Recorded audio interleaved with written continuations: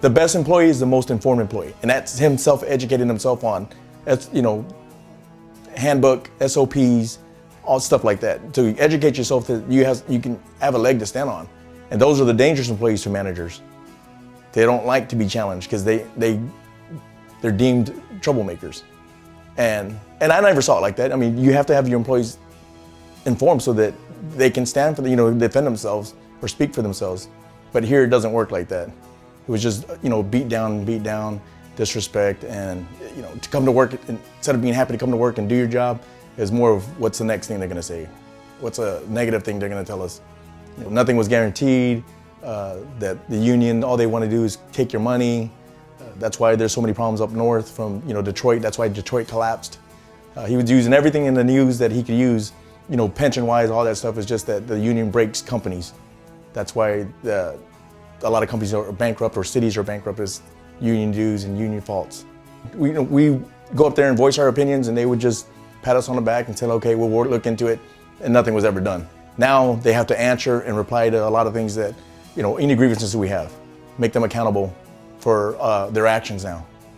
Like I said, I hadn't had a pay increase or a raise in over 2 years. Some guys haven't had anything in 3-4 years. So this is gonna give them something to look forward to over the next 3 years. Along with the vacation time, we have a $50 food allowance, which is, we didn't get anything before. Some of us wanted more, but $50 is a whole lot more than we ever had in the time that we've been there with L3.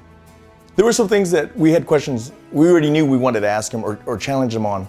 The pay structure, the vacation, PPT time, our job titles, and to have them tongue-tied and not know what to say, and they needed another day to gather themselves and come back with information. It was pretty funny, and it's pretty much what we expected them to do. But it was funny. It was fun to watch, to see them not have any answers.